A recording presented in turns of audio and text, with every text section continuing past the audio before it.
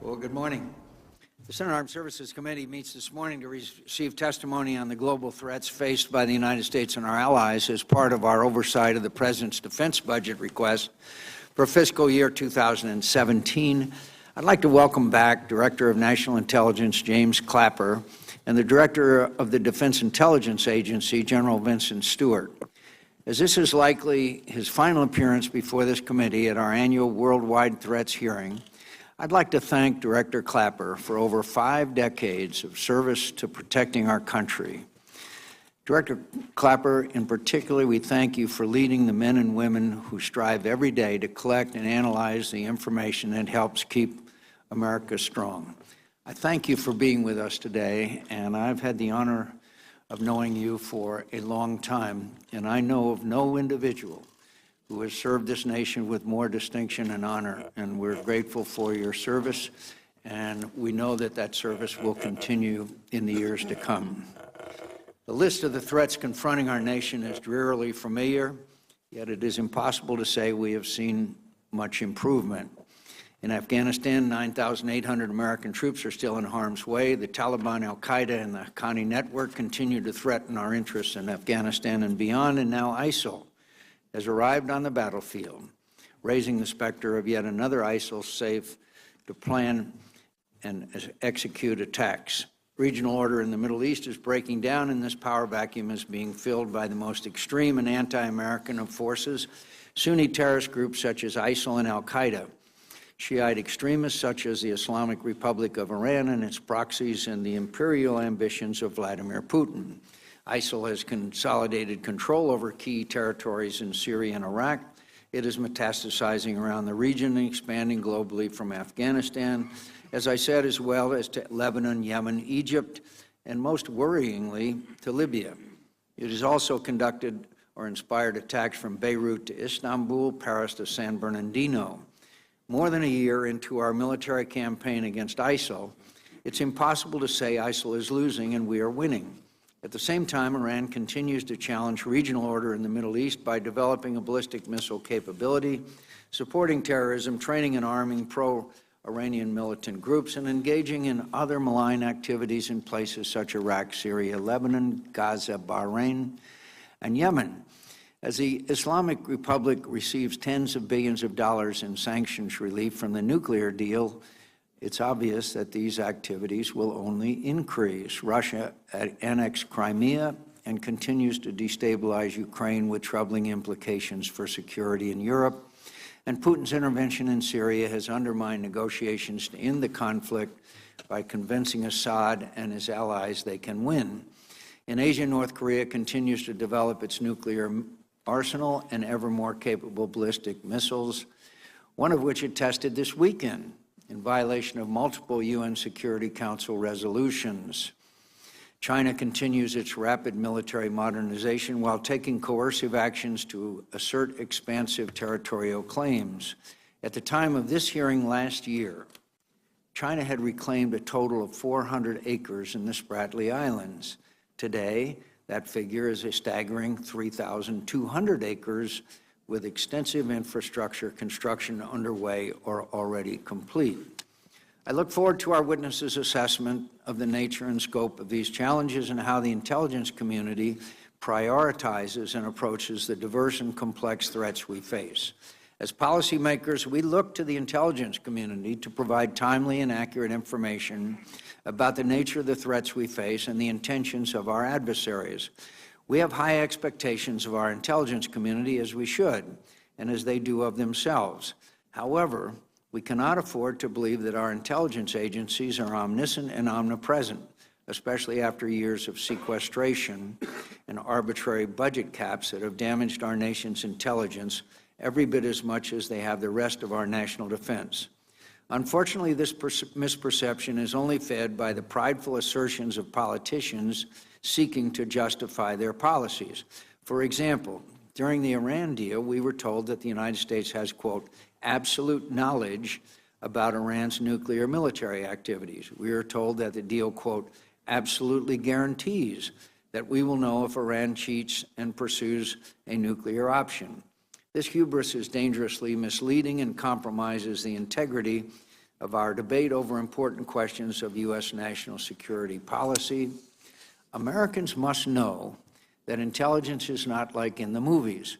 Although our intelligence professionals are the best in the world, there will not always be a satellite in position or a drone overhead, and not every terrorist phone call will be intercepted, whether it is Russian military activities on the border of NATO, or the movement of terrorist groups across the world, or of any of the other number of hard targets that we expect our intelligence community to penetrate and understand. We will not always know how our adversaries make decisions, let alone understand their implications. This is doubly true if we further constrain our nation's intelligence professionals through policy decisions that limit their effectiveness. Our intelligence capacity and capability are just like anything else, constrained by the limitations of time, space, technology, resources, and policy. As one senior U.S. official acknowledged about limited understanding of ISIL 2 years ago, quote, "A lot of the intelligence collection that we were receiving diminished significantly following the U.S. withdrawal in Iraq in 2011, when we lost some of the boots-on-the-ground view of what was going on. Put simply, if our national leaders decide not to be present in places, we should not be surprised later when we lack sufficient intelligence about the threats and dangers that are emerging there. As we receive this important intelligence update today, we must remember that it is the responsibility of policymakers from the White House to the Pentagon to here on Capitol Hill to invest in cutting-edge capabilities that can provide early indication and warning, as well as to provide our intelligence professionals with sound policy decisions and support, including at times military support that enable them to perform their often dangerous and always important work on behalf of our nation. If we fail to make these commitments, we will continue to be surprised by events at an ever-increasing cost to our national security." Senator Reid. Well, thank you very much, Mr. Chairman, and let me join you in welcoming the Director of National Intelligence, General Clapper, and Director of Defense Intelligence Agency, General Stewart. Your long service, both of you gentlemen, to the nation is deserving of praise. I particularly want to echo the Chairman's comments, General Clapper, about your distinguished service and your continued service, I'm sure. Thank you, gentlemen. We live at a time when there is a complex array of threats facing the United States, some immediate, some in the future. It is a challenge for both the administration and Congress to decide how to allocate our nation's finite resources to address those threats. Your testimony today will provide needed insight for our committee on that challenge. In Afghanistan, for example, the security and political environments both remain challenging. The Taliban have sought to take advantage of the still maturing Afghan security forces by increasing their operational tempo, especially in rural areas. Also, an ISIL affiliate has entered the battlefield in the form of the so-called Islamic State in the Khorasan province, or ISKP. All the while, remnants of al-Qaeda continue to seek a resurgence. Pakistani army operations across the border have added to the dynamic by pushing other bad actors, including the Pakistan Taliban and Haqqani network, into Afghanistan. I look forward to the assessment of our witnesses of these security challenges for the coming year and the prospects for reconciliation between the Afghan government and the Taliban. While ISIL controls less territory in Iraq and Syria than it did a year ago, it remains a significant threat to regional stability, the United States, and our allies. As our efforts to support the Iraqi security forces and local forces in Syria continue, there are a number of questions we must ask. What local forces will serve as a whole force once ISIL is removed from Mosul, Raqqa, and the surrounding areas? How will Iran seek to advance its interest in Iraq? How will Turkey respond to the threat posed by ISIL within its borders? Will our partners across the Gulf unify their efforts in Syria? And how will ISIL react within Iraq and Syria and trans-regionally as it is put under increasing amounts of pressure? These are questions our military forces must factor into their planning efforts in order to ensure the success of our campaign. Again, I look forward to your assessments on these important issues. The past year has seen substantial changes in the nature of the international community's relationship with Iran. The Joint Comprehensive Plan of Action between the so-called P5+1 and Iran has halted and rolled back dangerous elements of Iran's nuclear program and, critically, has placed it under the most comprehensive and rigorous verification regime ever assembled. But I hope our witnesses will provide their assessment of the likelihood of Iran complying with this agreement over its term. While the JCPOA made substantial progress with respect to Iran's nuclear program, it also enabled Iran to return to the international economic community. This presents the United States and our partners in the Middle East with an adversary with additional resources they may use to support its proxies in places like Syria, Lebanon, Yemen, and other locations in the Gulf. Iran may also choose to use these additional resources to advance its missile program. Iran's decisions in these respects will be a key metric as we evaluate how to array our forces across the Gulf and what assistance our partners across the region will require to confront Iran. I would welcome our witnesses' assessment of the Gulf nation's current capacity to counter Iran's proxies and unconventional forces, and where this committee should consider additional investments to better support our partners' requirements. Russia's posturing and increasingly aggressive acts in Eastern Europe and in the Middle East are something we must continue to monitor, contain, and when necessary, counter. The President's decision to increase funding for the European Reassurance Initiative is a critical step. We must keep a watchful eye on the Putin regime, particularly its use of conventional and unconventional tactics to bully its neighbors and others. Russia's Syrian campaign has for the moment eclipsed its aggression in the Crimea and Ukraine as the most serious flashpoint in U.S.-Russian relations. In Syria, Russia continues to bolster the military of the Bashar al-Assad regime, while simultaneously running an information operations campaign to suggest that its military operations are instead focused against the Islamic State. Unlike Russia's obscured hand in Ukraine, its actions in Syria are being played out in daily headlines that report on Russia's indiscriminate bombing and its support of the Syrian regime in areas where moderate forces are aiming to get out from under the rule of the Assad regime. This is a complex problem for the United States, the coalition fighting ISIL, and our friends and allies in the region. I look forward to hearing how the intelligence community sees this situation and how the United States can best protect and advance our interests. North Korea presents an immediate and present danger to global security. The regime conducted a rocket launch just a few days ago in violation of multiple UN Security Council resolutions following its January nuclear test. While China could exert pressure on North Korea through economic sanctions to encourage the regime to desist, the Xi administration prefers to remain on good terms with the North Korean regime, putting the entire region at risk. Without China's cooperation, it is clear that North Korea will continue to develop its nuclear and ballistic missile capabilities. China continues to invest aggressively itself in its military, particularly in capabilities that allow China to project power and deny access to others. While China's economy has experienced the most significant challenges in recent memory, China is continuing its aggressive efforts to solidify its claims in the South China Sea, despite the protest of its sovereign neighbors. It is critical that we enhance our partnerships with others across the region to bring China into the rule of law based on a global regime that will guarantee peace and prosperity across the region. It's also critical that we use all of the nation's tools to ensure that China's continued theft of our intellectual property is put to a halt.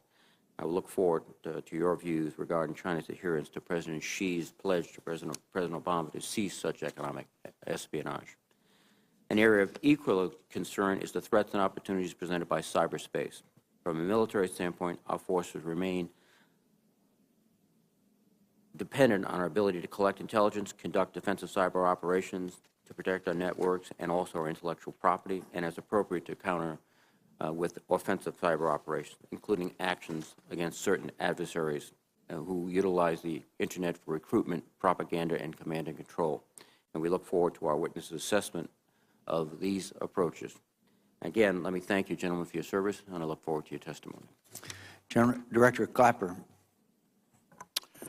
Chairman McCain, Ranking Member Reed, and distinguished members of the committee, first, thank you both for your acknowledgement of my service. It was last week marked 55 years since I enlisted in the Marine Corps Reserve. Very proud of that, and proud to be sitting next to one. An inauspicious beginning.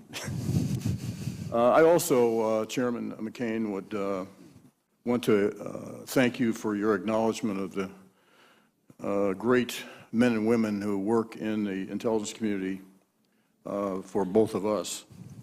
And I also appreciate your, I thought, very accurate statement about the capabilities of the intelligence community, what we can and can't do, and what it is reasonable to expect and not to expect us to do. I appreciate that. General Stewart and I are here today to update you on some, but certainly not all, of the pressing intelligence and national security issues facing our nation. And after listening to both of your statements, I think you're going to hear some echoes here. So in the interest of time and to get to your questions, we'll just cover some of the wave tops. As I said last year, unpredictable instability has become the new normal, and this trend will continue for the foreseeable future.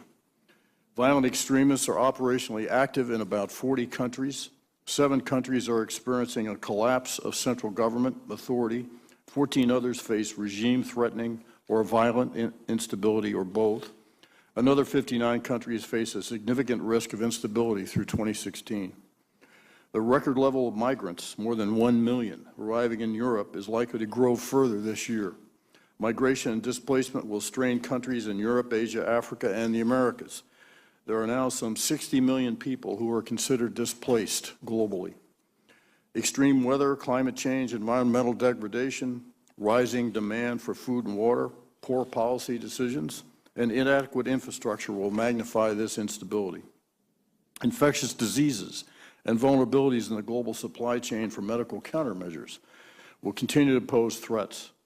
For example, the Zika virus, first detected in the Western Hemisphere in 2014, has reached the U.S. and is projected to cause up to 4 million cases in this hemisphere. With that preface, I want to briefly comment on both technology and cyber. Technological innovation during the next few years will have an even more significant impact on our way of life.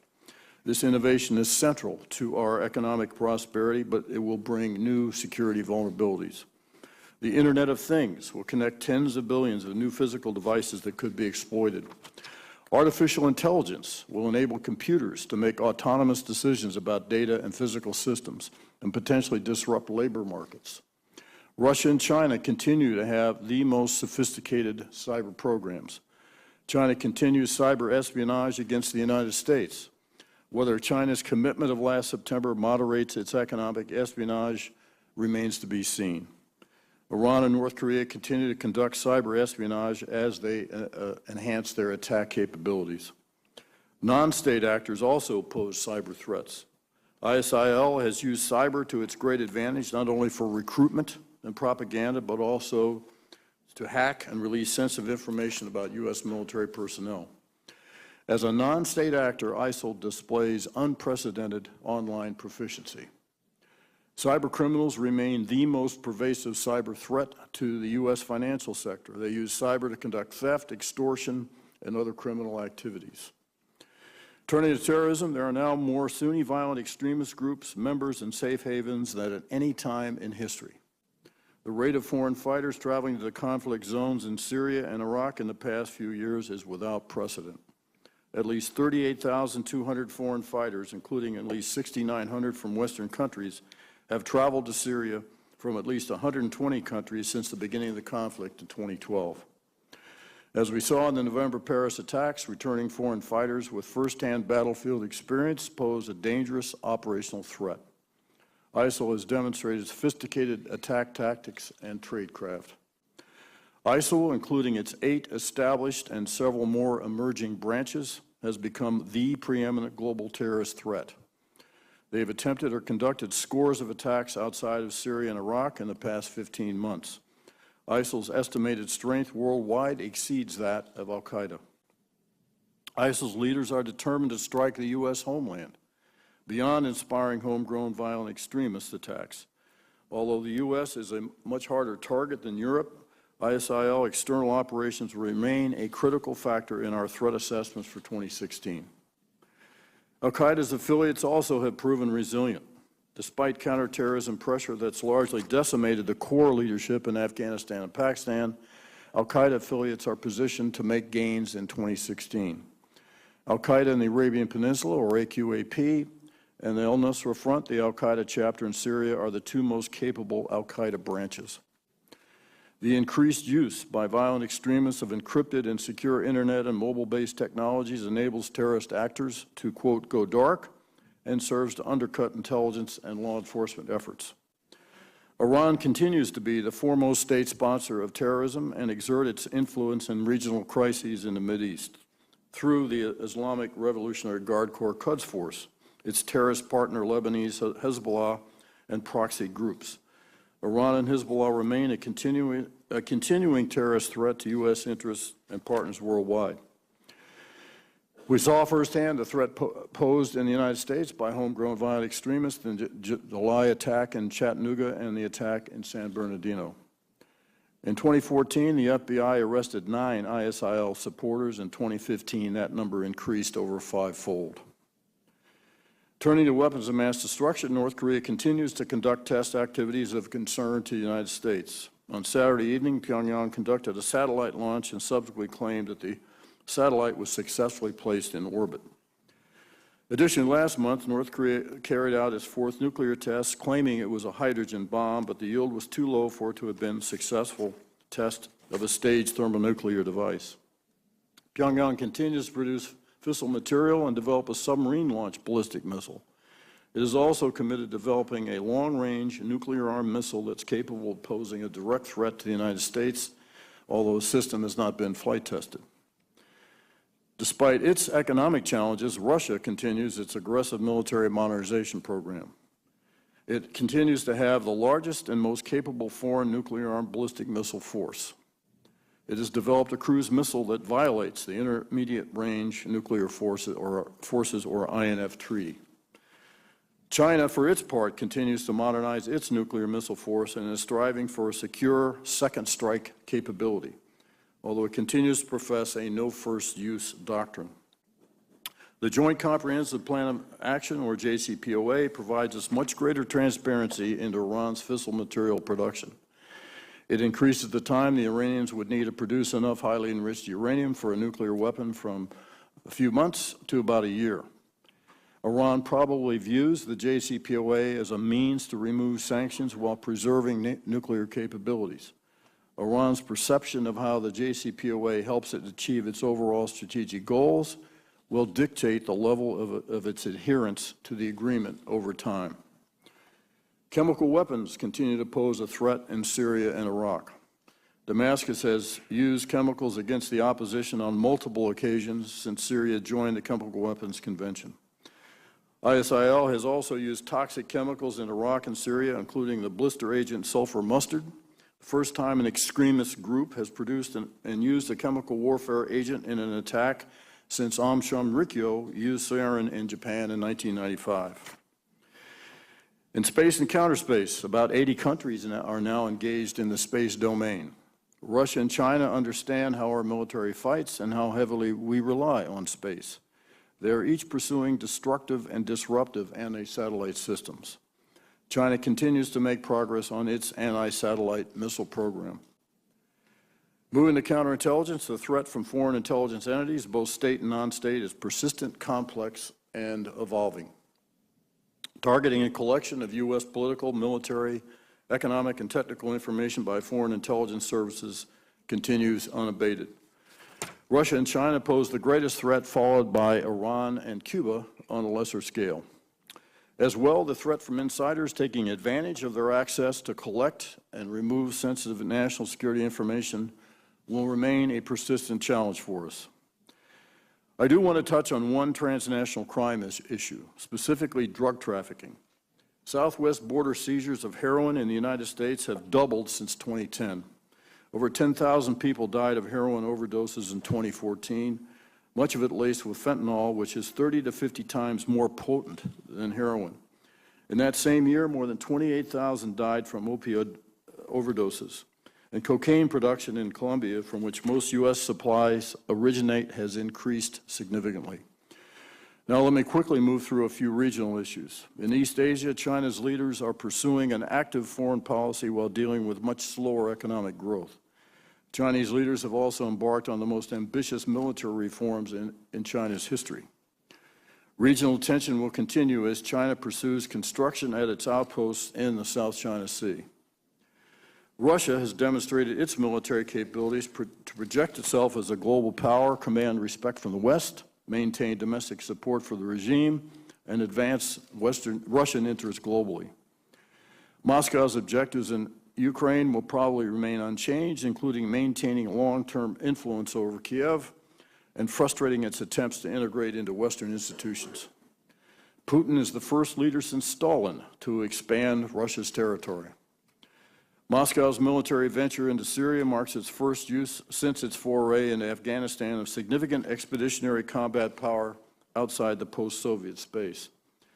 Its interventions demonstrate the improvements in Russian military capabilities and the Kremlin's confidence in using them. Moscow faces the reality, however, of economic recession driven in large part by falling oil prices as well as sanctions. Russia's nearly 4% GDP contraction last year will probably extend into 2016. In the Middle East and South Asia, there are more cross-border military operations underway in the Mideast than at any time since the 1973 Arab-Israeli War. Anti-ISIL forces in Iraq will probably make incremental gains through this spring, similar to those made in Beji and Ramadi in the past few months. ISIL is now somewhat on the defensive, and its territory and manpower are shrinking, but it remains a formidable threat. In Syria, pro-regime forces have the initiative, having made some strategic gains near Aleppo and Latakia in the north, as well as in southern Syria. Manpower shortages will continue to undermine the Syrian regime's ability to accomplish strategic battlefield objectives. The opposition has less equipment and firepower, and its groups lack unity. They sometimes have competing battlefield interests and fight among themselves. In the meantime, some 250,000 people have been killed as this war has dragged on. The humanitarian situation in Syria continues to deteriorate. As of last month, there are approximately 4.4 million Syrian refugees and another 6.5 million internally displaced persons, which together represent about half of Syria's pre-conflict population. In Libya, despite the December agreement to form a new government of national accord, establishing authority and security across the country will be difficult, to put it mildly, with hundreds of militia groups operating throughout the country. ISIL has established its most developed branch outside of Syria and Iraq in Libya and maintains a presence in Sirte, Benghazi, Tripoli, and other areas in the country. The Yemeni conflict will probably remain stalemated through at least mid-2016.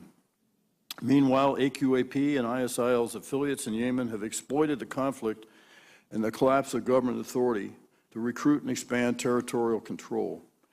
The country's economic and humanitarian situation also continues to worsen.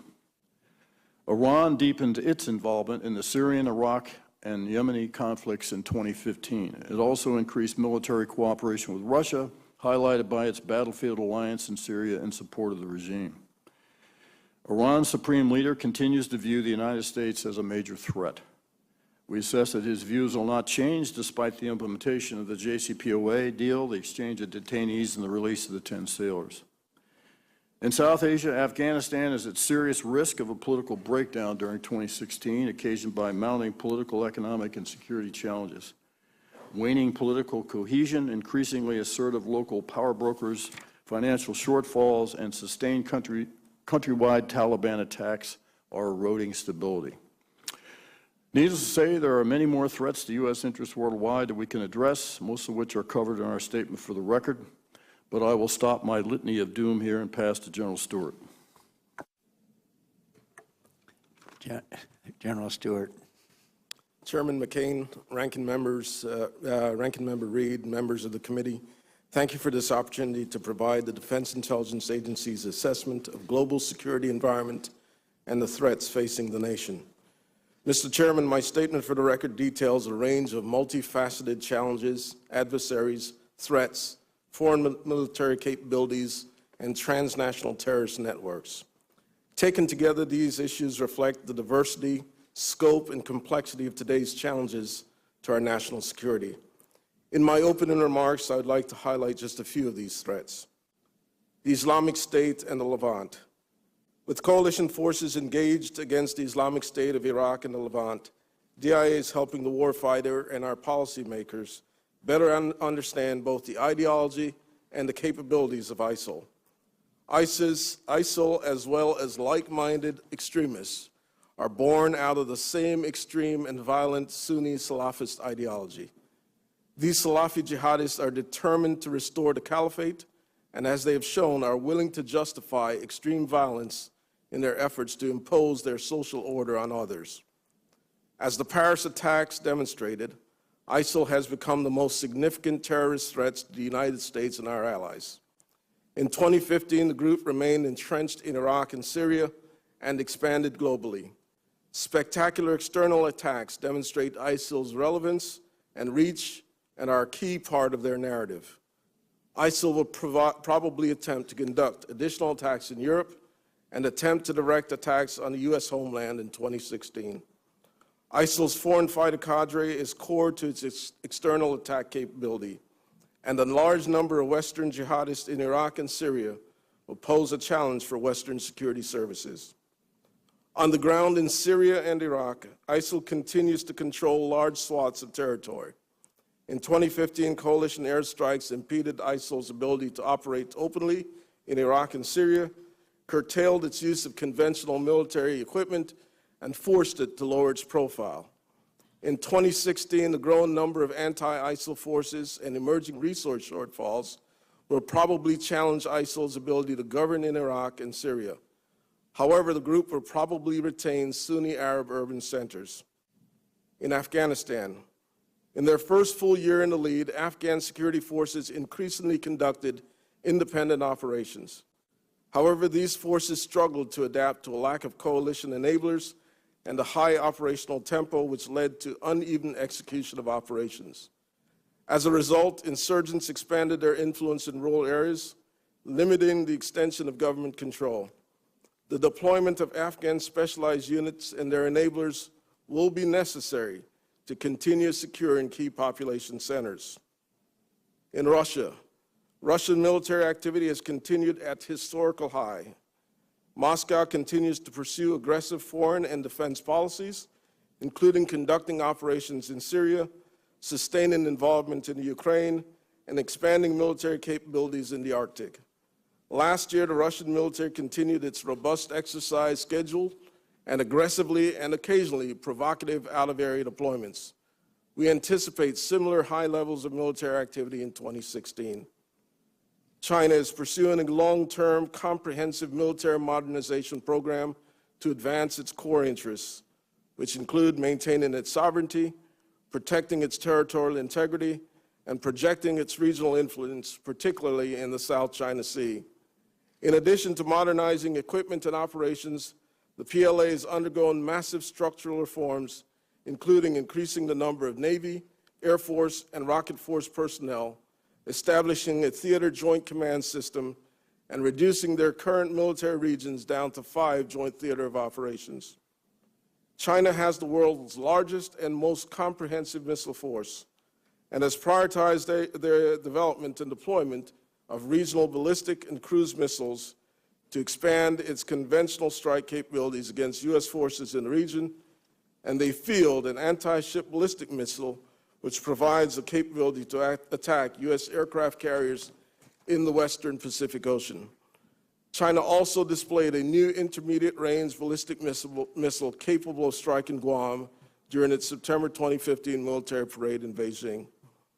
North Korea's nuclear weapons program and evolving ballistic missile programs are a continuing threat. In early January, North Korea issued a statement claiming that it had successfully carried out a nuclear test. And a couple days ago, they conducted their 6th space launch. This launch was the second launch to place a satellite into orbit. The DPRK display of a new or modified mobile ICBM during their recent parade and its 2015 test of a new submarine-launched ballistic missile capability further highlight Pyongyang's commitment to diversifying its missile force and nuclear delivery options. North Korea also continues its effort to expand its stockpile of weapons-grade fissile material. In space, China and Russia increasingly recognize the strategic value of space and are focused on diminishing our advantage with the intent of denying the U.S. the use of space in the event of conflict. Both countries are conducting anti-satellite research and developing anti-satellite weapons, making the space domain increasingly competitive, contested, and congested. In cyberspace, DIA remains concerned about the growing capabilities of advanced state actors, such as Russia and China. These actors target DoD personnel, networks, supply chain, research and development, and critical infrastructure information in cyber domain. Iran and North Korea also remain a significant threat to conduct disruptive cyberspace attacks. Non-state actors' use of cyberspace to recruit, propagandize, and conduct open-source research remains a significant challenge. Mr. Chairman, the men and women of your DIA are providing unique defense intelligence around the world and around the clock to warfighters, defense planners, the defense acquisition community, and policymakers to provide warning and defeat these and other threats. I look forward to the committee's questions. Thank you very much, General. Director Clapper, in all these many decades you have served this country, have you ever seen more diverse or serious challenges to this country's security? No, sir, I have not. I've said that, something like that, virtually every year. I've been up here. This is my 5th or 6th time, and I decided to leave it out this year because it's kind of a cliche, but it's actually true that in my 50-plus years in the intelligence business, I cannot recall a more diverse array of challenges and crises that we confront as we do today. And your job has been made considerably more difficult because of sequestration. Yes, sir, it has, and I think the biggest problem with it, frankly, over time, is the uncertainty that it injects in the context of planning, and particularly and it plays havoc with systems acquisition. So it's the uncertainty factor that we now have that has also become a normal fact of planning and programming. Thank you. Just in the last few days, the issue of torture has arisen again. General David Petraeus made a statement that I'd like to quote to you. He says, "Our nation has paid a high price in recent decades for the information gained by the use of techniques beyond those in the field manual. In my view, that price far outweighed the value of the information gained through the use of techniques, i.e. waterboarding, beyond those in the manual." The manual obviously prohibits waterboarding and other forms of torture. Do you agree with General Petraeus' assessment? I do. I believe the Army Field Manual is the standard, and that is what we should abide by. It serves the purposes of both providing a framework for the elicitation of valuable intelligence information, and it comports with American values. That's the point, I think. Isn't it the fact that American values are such that just no matter what the enemy does, that we maintain a higher standard of behavior, and when we violate that, as we did with Abu Ghraib, the consequences are severe? Yes, sir. An erosion of our moral authority. I would agree with that. Isn't it already proven that Mr. Baghdadi is sending people with this flow of refugees that are terrorists, that in order to inflict further attacks on Europe and the United States? That's correct. That's one technique they've used is taking advantage of the torrent of migrants to insert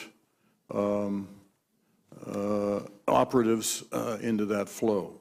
As well, they also have available to them and are pretty skilled at phony passports, so they can travel ostensibly as legitimate travelers as well. And they're pretty good at establishing secure sites for them to continue to communicate. That's true. I alluded to that in my opening statement about the impacts of encryption and the growth of encrypted applications, which is having a negative impact on intelligence gathering. I recently traveled to Texas, and this is affecting not only us in the national security realm, but the state and local officials as well. As you know, in addition to the Atlas rocket, which uses the Russian RD-180 rocket engine, the United Launch Alliance also maintains an American rocket with an American engine. As we continue to have this important debate about how to break our nation's dependency on Russia for our national security space launch, do you believe we need to look seriously at that American rocket, the Delta, as an alternative way to get off the RD-180 and encourage competition from other organizations capable of providing us with this ability. I'm a customer, Chairman McCain, of the launch industry in the United States. My interest is in seeing to it that our overhead reconnaissance constellation is replenished and replenished on time. And there is a capability with the Delta, that, as you allude, which is, we think, from our standpoint, since we pay the freight when we use these systems, which is both effective and cost efficient. And I certainly do agree on, fundamental American tenet of competition. That's why I'm quite encouraged by the aggressive approach that SpaceX has taken. And our plan is to certify SpaceX for carrying national security payloads into space. And it's not in our interest in any way to continue our dependency on Russian rocket engines. Well, from just speaking as a citizen, I'd rather we weren't dependent on the RD-180s. We have been, and they've worked for us. And again, my interest, though, is getting those payloads up on time. Thank you very much, Senator Reid. Thank you very much, Mr. Chairman. General Clapper, today, what's your assessment of the compliance by the Iranians with the JCPOA, the community? Well, right now, and I think the key milestone here was Implementation Day on the 16th of January, and the Iranians did comply with the requirements that they were required to live up to. I think we in the intelligence community are very much in the distrust and verify mode. There are half a dozen or so ambiguities, maybe others, but certainly half a dozen or so ambiguities in the agreement that we have identified, and we're going to be very vigilant about Iranian compliance. Well, that's exactly what you should be doing, and I commend you for that. Just going forward, are you confident that you could detect a serious deviation from the agreements in sufficient time to give the executive options? Yes, sir. I am confident. My fingerprints are on the infamous Weapons of Mass Destruction National Intelligence Estimate of October 2002. I was serving in another capacity then. So I think we approach this with confidence, but also with institutional humility. Thank you, sir. There are many challenges that are being posed by the Russians, but the Russians are facing a challenge of unexpectedly low oil prices that seem to be continuing. Has the intelligence community made an assessment of the impact, medium to long term, on this, on the ability of the Russians to maintain their military posture and their provocative actions? Well, the price of oil has had, the falling price of oil has had huge impact on the Russian economy. The price of Ural crude is running around $28 a barrel. The Russians' planning factor for their planning and programming for their budget is around $50 a barrel. So this is causing all kinds of strain. If you look at all the classical measurements of economic measures, inflation, the value of the ruble, which is sunk to an all-time low, unemployment, stresses on their welfare system, et cetera, et cetera.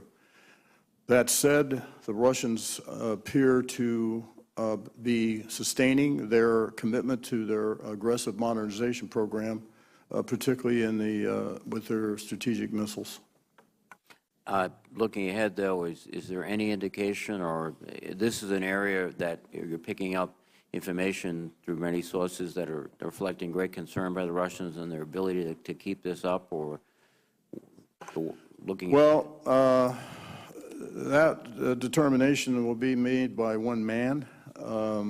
I think for lots of reasons he will sustain the expeditionary activity in Syria, although I think perhaps even the Russians are seeing that this is headed for stalemate in the absence of a substantial ground force insertion, which I don't believe the Russians are disposed to do. Thank you. Quickly changing topics in the remaining minute and a half. In Afghanistan, multiple challenges. President Ghani is trying to pursue a reconciliation with the Taliban. And in that regard, there's at least a four-nation process: China, Pakistan, the United States, and Afghanistan. Any insights about the possibility of reconciliation or the motivation of any of the parties to this action? Well, I think that, the Taliban position has consistently been not to do that, not to negotiate. The precondition they always ascribe is the removal of foreign forces, and I don't see them changing that position. Thank you very much. General Stewart, thank you for your distinguished service. Thank you, Mr. Chairman. Thank you, Mr. Chairman. It's a very accurate litany of doom. You covered a lot of stuff in a short period of time. We'll have to go back and reread that. When you look at what right now, we're kind of in a situation where Russia is pursuing new concepts and capabilities, expanding the role of nuclear weapons as security strategy. That's a quote out of the U.S. National Intelligence Council. You covered that also briefly in your opening remarks. When we talk to people on the outside and they say, you have Russia stating they're going to make these advances, they're going to modernize, and yet we have a policy where we're not doing it. What's a justification? What kind of answer can we give people who ask that question, including me?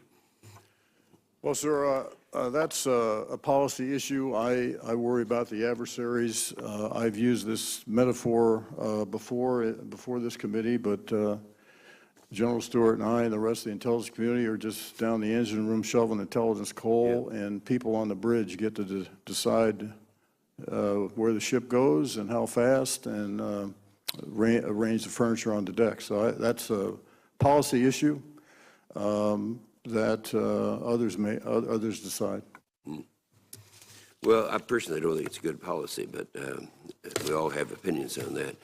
I was fortunate enough to be over in Ukraine back when Poroshenko and Yatsenyuk were successful in their parliamentary elections. And first time in 96 years, there's not one communist in the parliament. That's really kind of exciting. Although I was upset with our lack of when Putin came in and started killing people, with our lack of support at that time as a policy for Ukraine. As we're looking at it now, and there's been statements made from Russia saying that as the NATO becomes more aggressive and we become more aggressive, they're going to become more aggressive. Does it look to you like that's going on right now, and what will be the end game of that? I think I answer your last question on what the end game is. I don't know, but I will say that the Russians. I might ask General Stewart to comment on this, but I think the Russians fundamentally are paranoid about NATO. They're greatly concerned about being contained, and of course, very, very concerned about missile defense, which would serve to neuter what is the essence of their claim to great power status, which is their nuclear arsenal. So a lot of these aggressive things that the Russians are doing for a number of reasons, great power status, to create the image of being co-equal with the United States, et cetera, I think could possibly go on, and we could be into another Cold War-like spiral here. Well, that Cold War, I was thinking of that at the time. Isn't that what we went through for such a long period of time, where you had Russia or USSR making the statements and preparing themselves and wanting to outdo us? I mean, just for the image. I see this as something kind of similar to that. Director Clapper, in your prepared statement, you said that, and this is a quote, U.S. air campaigns have made significant gains in ISIL, and then we have reports that the U.S. fights against ISIL is actually benefiting al-Qaeda. Is there a relationship, or what is that relationship between al-Qaeda and ISIL? Well, I've seen that. I don't know that I could say that airstrikes against ISIL are somehow benefiting al-Qaeda, because we're still keeping the pressure on al-Qaeda. You're familiar with those reports, though? I've read them. Yeah. I'm not sure I would subscribe to them. There have been, you know, I think there has been progress made against ISIL in its Iraq, Syria incarnation, because that assumes some of the accoutrements or characteristics of a nation state, and that in turn presents vulnerabilities that we can exploit. I think the important thing is to keep the pressure on multiple fronts and keep attacking those things which are near and dear to ISIL, which is the oil infrastructure that it owns and its access to money. Yeah, one last question. My time's expired, but the RD-180 issue. That's one we're all looking at, and I think there is a recognition that we need to keep using for a period of time as we make any transition that might be in the future. Now, we have in the Defense Authorization Bill of 16, I guess it was, we talked about 9 additional ones. I think the Air Force has requested at one point in some form 18 additional ones. What is your thinking about that, the transition? Well, I'll tell you, Senator, my position here is I'm a user or customer.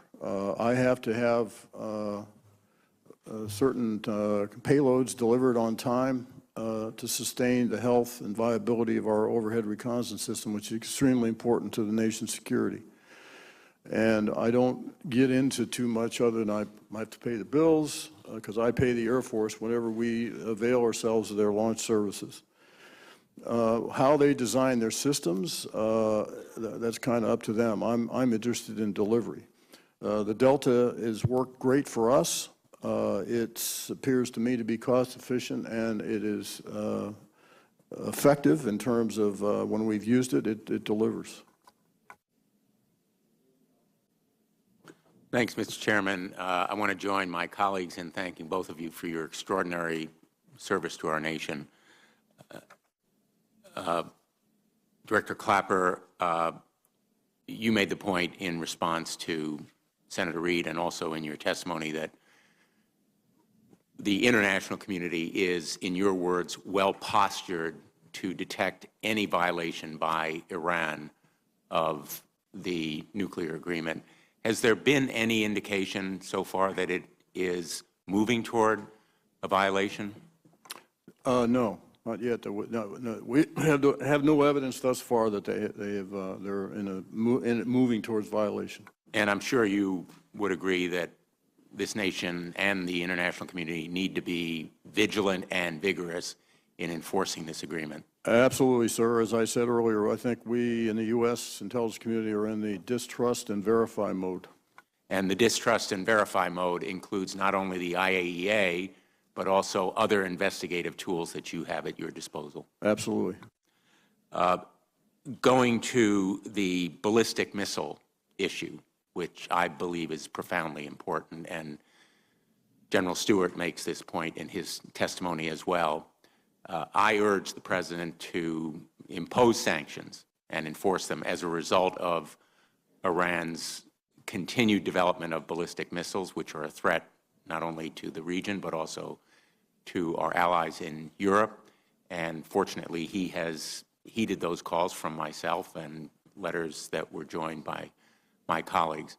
How important do you think it is that we continue to enforce sanctions in response to Iran's development of ballistic missiles? I think it's quite important that sanctions be enforced, not only for missiles, but for terrorism or any other things that are covered under the sanctions. The Iranians have a very formidable missile capability, which they continue to work on.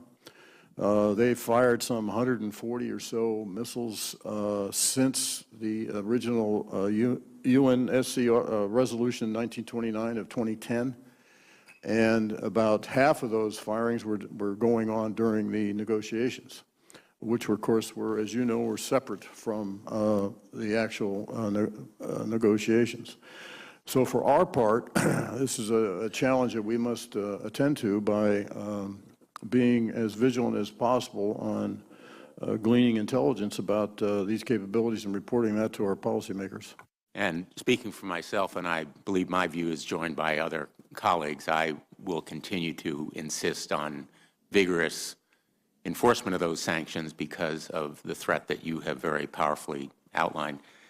General Stewart, in your testimony, you make the point that the economic relief that Iran will see as a result of the JCPOA is unlikely in the short term to increase its military capability.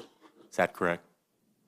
I think it is unlikely immediately because I believe that the focus will be on internal economic gains. However, after 35 years of sanction, Iran has developed, as we just discussed, the most capable missile force in the region.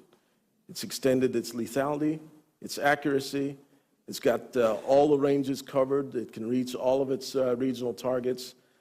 In the long term, I fully expect that they'll invest some of the money into improving the rest of their military capabilities.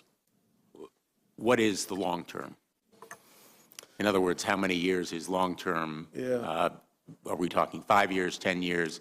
And secondly, what should be our response, and I believe it has to be a robust and strong response to that increase in longer-term military capabilities that threatens our allies and friends in the region, most particularly Israel, with terrorism and other conventional military capabilities, as well as the kinds of counter incentives we can provide. So the long term might not be even as far as 5 years. We've already seen an agreement between Iran and the Russians for the S-300 air defense system.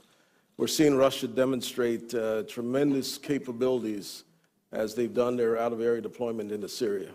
So there's lots of weapons technology being displayed, and I suspect within the next 2 to 5 years, we can expect Iran to invest in some of those weapons technology that's being displayed in the Syrian battlefield by the Russians today. And what should be our response? I think I'm going to punt that to the policymakers on the response to how Iran arms and how they might use this weapons capability. You would agree that we should respond robustly and strongly? I would agree that we should have a policy to be prepared to respond appropriately. Thank you. Thank you, General. Thank you, Director Clapper. On behalf of the Chairman, Senator Sessions. Thank you, Senator Reid. Well, we thank both of you for your service. Director Clapper, thank you for your decades of service to the country, and that's something we all respect and value. General Stewart, I appreciate seeing you again. You've been in the battlefield, and you've seen it from both sides and know the importance of intelligence. Director Clapper, it seems to me that we are about to see a tremendous expansion of proliferation and the numbers actually of weapons and the countries that possess nuclear weapons. It's something that the world is united behind, trying to stop. The UN and the whole world, NATO, has fought to maintain a limited number of nations with nuclear weapons, and we've been particularly concerned about nuclear weapons in the Middle East. Where do we stand on that from a strategic position, your best judgment of the risk we're now facing? Well, Of course, you worry about North Korea in this respect, and I think in the Mideast, I think the agreement, the JCPOA, which does prevent, if it's complied with, a nuclear capability in Iran, at least in the foreseeable future. That should serve as a tempering factor for the likes of, for other countries that may feel threatened if, in fact, Iran proceeded on with its nuclear weapons program. Well, we've got India and Pakistan. Secretary Kissinger testified here a year ago, I suppose, in which he said that we could see multiple nations in the Middle East move toward nuclear weapons. And we do know that North Korea will sell weapon technology, do we not? And have done so in the past. That's true that particularly North Korea is a proliferator. That's one of the principal ways they attempt to generate revenue is through proliferation. I worry, frankly, about more mundane things like man-pads, which the North Koreans produce and proliferate throughout the world, which poses a great threat to aviation. So I think our role in the intelligence community is to be as vigilant as we can about this and report when proliferants spread. And that it is a great concern, and certainly particularly in the Mideast. Thank you. That is a serious subject.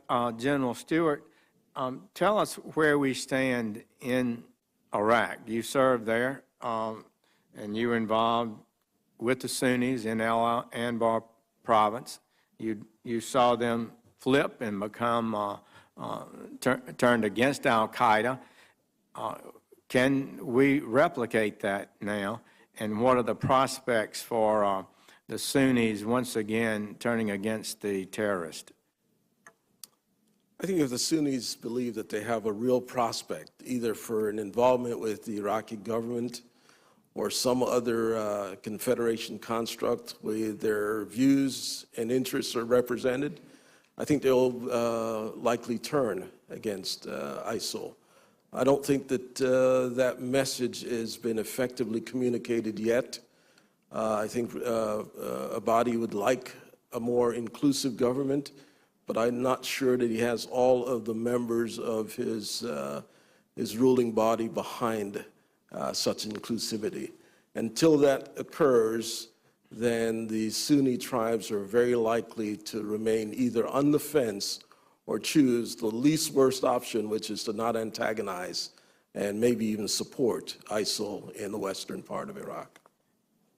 But that would be the decisive action that needs to occur, that once again, the decisive action would be if the Sunnis would turn against ISIL as they turned against Al Qaeda. I think that would absolutely be decisive, but I think they'll be very cautious to ensure that we will not leave them hanging out there after they've turned against ISIL. This is pure pragmatism. If we're not successful, we're not supportive of the Sunni tribes, they will die. Al Qaeda or ISIL will be brutal, they'll be ruthless, and so if we're going to support them, we're going to try to convince them to turn and fight against ISIL, then we have to have the true commitment of the government of Iraq and all of the parties who encourage them to fight against ISIL, because this is purely about survival for those tribes. And that in our effort to push back against ISIL would be an extremely important action, development. Yes, sir, I believe it would be. What about Mosul, a city of 1 million, that would not have the heritage of ISIL and that kind of extremism? What are the prospects for turning the situation around in Mosul and freeing Mosul from ISIL's?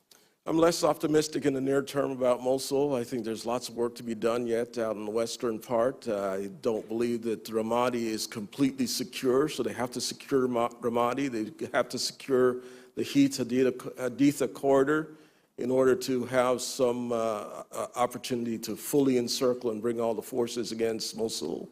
Mosul will be a complex operations, and so I'm not as optimistic. As you say, it's a large city.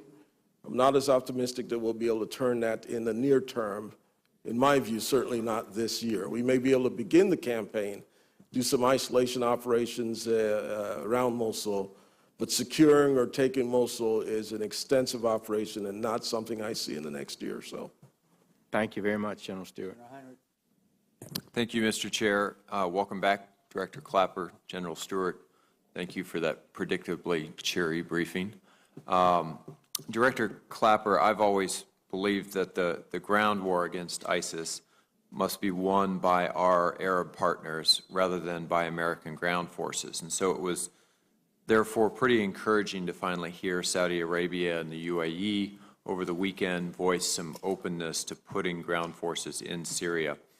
What's the intelligence community's assessment of the capability of Saudi and UAE ground forces, and how realistic do you think this proposal is? In other words, do you assess that they actually have the political will to potentially do that?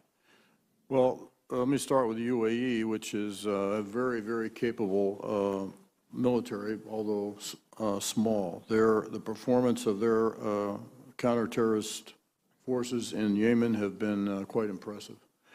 I think certainly appreciate and value the Saudi willingness to engage on the ground. I think that will be a challenge, would be a challenge for them if they were to try to take that on. If I could add, absolutely. Fully concur with the UAE forces. Whether they have the capacity to do both Yemen and something in Iraq, Syria is questionable for me. Yeah. I think they're doing extremely well in Yemen, but the capacity to do more is pretty limited. Thank you both. Director Clapper, one of the things we've been struggling with, obviously, is trying to crack down on ISIS's financing. They have multiple sources of revenue that include illicit oil sales, taxation, extortion of the local population, looting of banks, personal property, smuggling of antiquities, and to a lesser extent, even kidnapping for ransom and foreign donations. I'm certainly pleased to see some progress has been made where the U.S. coalition forces have escalated tactics by targeting wellheads, targeting road tankers, even cash storage sites. These efforts have certainly helped force ISIS to cut its fighters' pay, in some reports by up to 50%. What additionally do you believe that we can be doing to further restrict their financial resources? I think the main, sir, you've outlined pretty much the sources of revenue for ISIS, and they have a very elaborate bureaucracy for managing their money. And I think the important thing is to sustain that pressure on multiple dimensions, to include going after the oil infrastructure. Now, ISIL has displayed great ingenuity by setting up thousands of these mom-and-pop refineries. Yep. And we just have to stay at it. And as well, the recent bombing of the financial institution in Mosul had a big impact on them. I think starting to see some success with the Iraqi government in reducing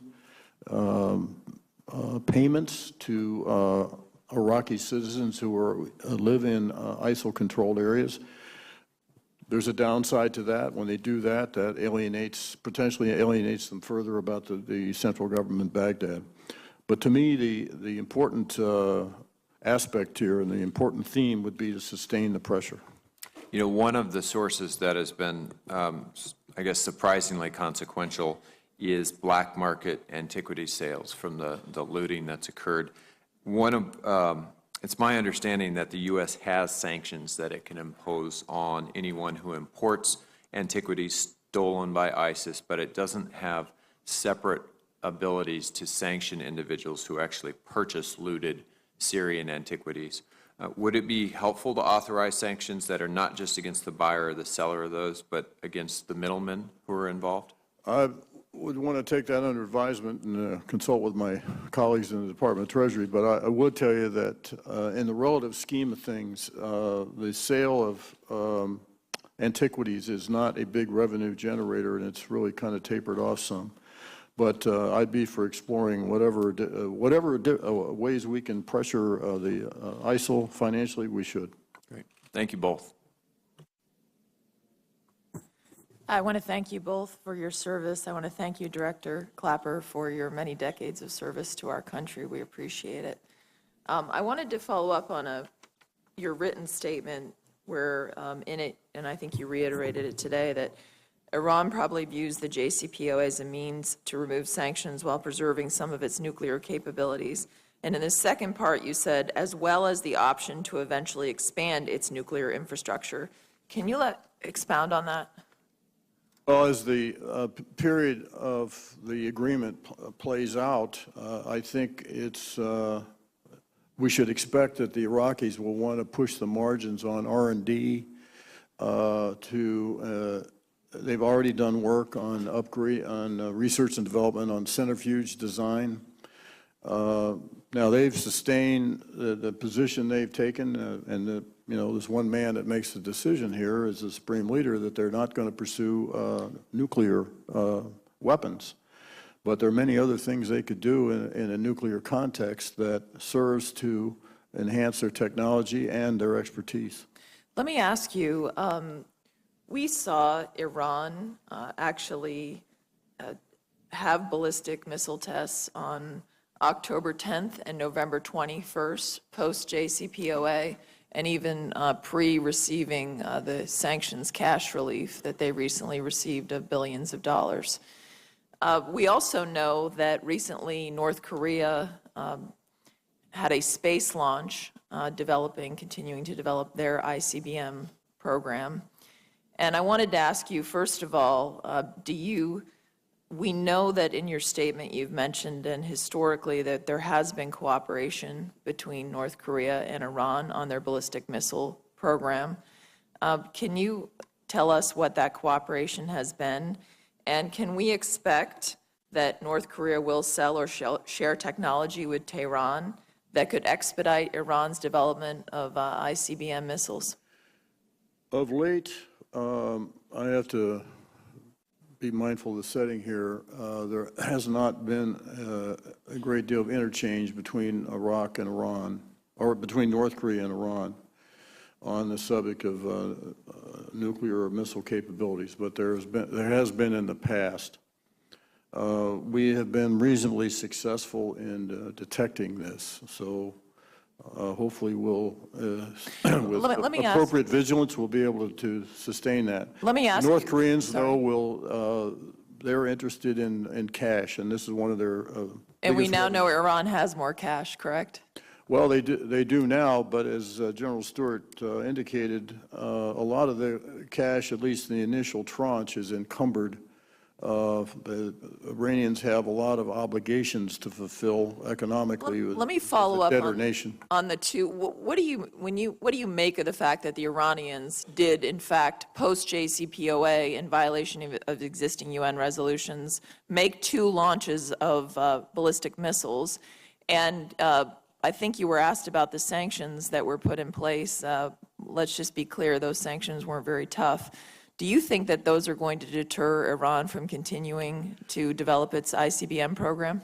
Well, the Iranians have conducted some 140 launches since the original UN Security Council resolution 1929 that was imposed in 2010. And so 70 of those, about half of them, were done during the negotiations, given the fact that the missiles weren't a part of the negotiations. So as far as these 2 launches are concerned, I think this was a deliberate message of defiance, and that the Iranians are going to continue with an aggressive program to develop their missile force. And as you and I have talked about in the past, just to be clear, we judge that Tehran would choose ballistic missiles as its preferred method of delivering nuclear weapons if it builds them. That is obviously why you would build a ballistic missile if you choose to build a nuclear weapon. Well, they have hundreds of them that threaten the Mideast, and of course the 2 under development could potentially, given the technology, although the immediate one that's most, I guess, the most proximate that would be launched. The GAM is built by civilians and is ostensibly for a space launch. I only have 5 seconds left, but I want to follow up on the heroin question. I believe you said that heroin and fentanyl, which is, of course, 30 to 50 times more powerful, is coming over our southern border, and that has doubled by the Mexican drug cartels going back to 2010.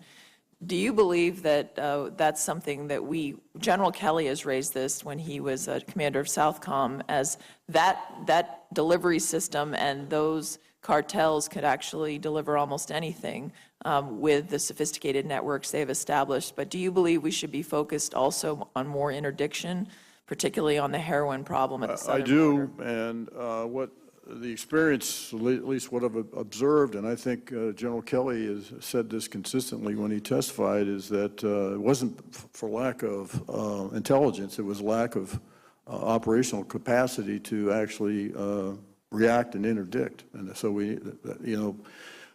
I'm a big fan of the Coast Guard, and the Coast Guard's done some great things. These new national security cutters are fantastic capability against for drug interdiction purposes. Thank you. Thank you, Mr. Chair, and thanks to the witnesses. I have many questions to ask, but I think what I'll do is focus on one. I'm struggling with this, and I would love to hear your thoughts about low oil prices and how they affect our security posture. This is not in a litany of gloom. This is a good thing, but it's got some elements to it that I think are challenging. I was in Israel once in April of 2010 and meeting with President Shimon Peres, and I asked him what would be the most important thing the U.S. could do to enhance security in the region. And he said, wean yourself off dependence on oil from the Middle East. And as I talked to him, his basic logic was, to the extent that we develop non-carbon alternatives or our own native energy sources, our demand for Middle Eastern oil would drop. We're a market leader. That would have an effect of reducing prices. And a lot of the nations in the Middle East, Iran and other nations, Russia or Venezuela, they've used high oil prices to finance bellicose adventurism, and if they get more strapped on the cash side, they have a harder time doing it. So we've seen a dramatic development in American native energy. We've seen development of non-carbon energy, and we've seen oil prices go to dramatic lows, and they're not going to stay there forever, but many are predicting that they're going to stay significantly lower than historic lows. It's good for American consumers. It's good for American businesses. It poses challenges for some of our principal adversaries. Russia, for example, it puts a cap on, to some degree, what Iran would get from being back in a global economy and selling their oil. But it also poses some risks as well. I've heard European counterparts say that they're really worried about an aggressive Russia, but they're even more worried about an economic basket case Russia. So from the intel side, as you look at intel and threats, talk a little bit about the prospect of low oil prices and any negatives associated with that, please. Well, I think you've painted the picture pretty well, Senator Kane. It's working, I guess you would say, one could say, to our advantage in Russia. I spoke about that earlier. In the current price of Ural crude, for example, is $28 a barrel, when Russia's planning factor for their national budget is $50 a barrel. This has affected, for example, they have been unable to invest in the Arctic. So it's had profound impact and will, I think, for some time, just structurally in Russia. Venezuela is another case, a country that's been completely dependent almost for its revenue for a long time on oil revenue. And of course, with the precipitous drop in oil, this had a huge impact on their economy, which is statist managed anyway, and is laced with all kinds of subsidies for its people. Now they're facing insolvency. So it has that effect, and of course, to the extent that we become independent and not dependent on anyone's oil, that's a good thing. countries caught in the middle, I think, it's going to be a mixed bag as to how well they manage themselves, where they are dependent on others for oil. If the price stays low, that's great. If it's hiked either by virtue of the natural forces or artificially, that could have a very deleterious impact on the economy, say, in Europe. So it's a very mixed picture. Just a follow-up about Russia in particular.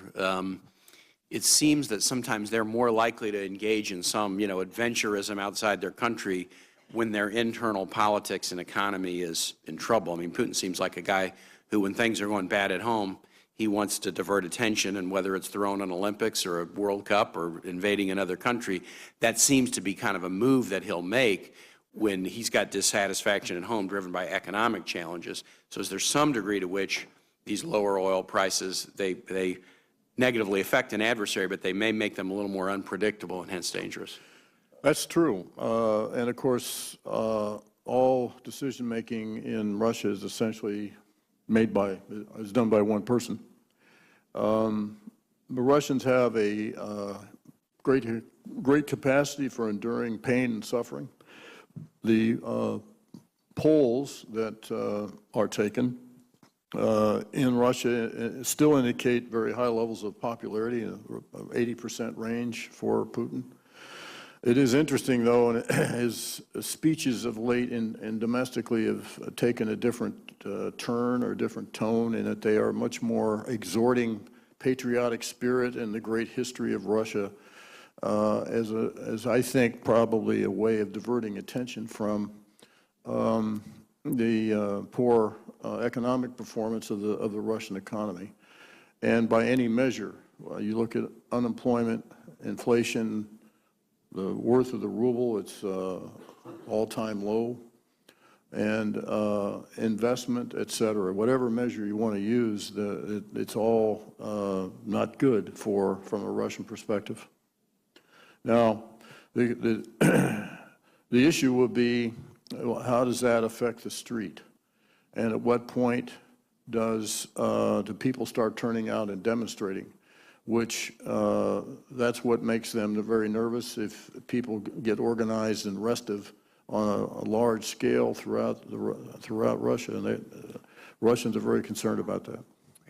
Thank you very much. Thank you, Mr. Chair. Thank you, Mr. Chairman. Director Clapper, in your statement, you assess that foreign support will allow Damascus to make gains in some key areas this year. And General Stewart, you state that the Assad regime is unlikely to be militarily defeated or collapse in the near term, and it's poised to enter 2016 in a stronger military position against the opposition because of their increased support that they're receiving from Iran and Hezbollah and Russia. Given Assad's apparently improving fortunes that we're seeing, do you assess that he will negotiate any kind of transition from power? He's certainly in a much stronger negotiating position than he was just 6 months ago. His forces, supported by Russian air forces, supported by Iranian and Hezbollah forces, are having some effect, but not decisive effect across the battlefield. They've isolated Aleppo, for instance, and are now sieging Aleppo. So he's in a much stronger negotiating position, and I'm more inclined to believe that he is a player on the stage longer term than he was 6 months to a year ago. He's in a much better position. And General, how would you define longer term? Yeah, I think this one's interesting because I think the Russians are very comfortable with the idea that if they have a regime that supports their interests in Syria, Bashar al-Assad might not be as important to them as Bashar al-Assad is far more important to the Iranians to maintain their relationship with Syria and status around Lebanon. So I think getting all the parties to agree on whether he should go, the timeline with which he should go, who might be a better alternative, because that's important to all of the parties. this is such a dynamic space, and then you throw the Turks in with their interest that Assad should go also. So I think long-term, I'm not seeing any change in the status here for the next year or so, and beyond that, we'll see how the fight on the battlefield unfolds. Before I turn to you, Director Clapper, General, when you mention about Iran and Moscow being able to work together on this, and maybe what I heard was maybe they're diverging in their support for Assad in keeping him in power or giving him more leverage in a transition. Do you believe that is going to come to a head, again, in the short term, long term, and what are the consequences of that? I can remember, it wasn't that long ago when we would all sit up here and say, it's not a question on if Assad is leaving, it's when he's leaving. That obviously has changed. The Russian reinforcement has changed the calculus completely.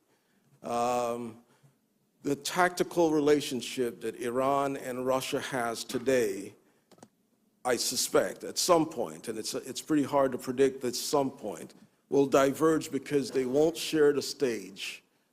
Iran wants to be the regional hegemon. If it has to compete with Russia in the longer term, and again, I can't put months or years, I suspect that their interests will diverge because of competition as a regional power. In the near term, though, their interest is simply to prop up the regime, and the regime, in my mind, is not necessarily Assad. It's the regime, first of all, that allows Russia to maintain its interests and allows Iran to control Syria, greater Syria, and parts of Lebanon. When those two things become tension points, where their interests, where Russia jettisons Assad or Russia pushes for his removal, I suspect that they will have at least a tactical breakdown. However, it's still in Iran's interest to maintain a relationship with Russia because of what we talked about earlier, the ability to procure weapons from Russia without any preconditions. And they would like to modernize all of their military forces, and Russia seems to be an option for doing that. So the relationship might be tense.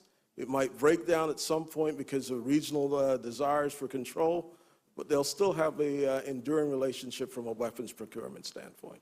And Director Clapper, I'm out of time, but if you had just a couple comments you'd like to add there, I apologize for giving you less time. That's fine.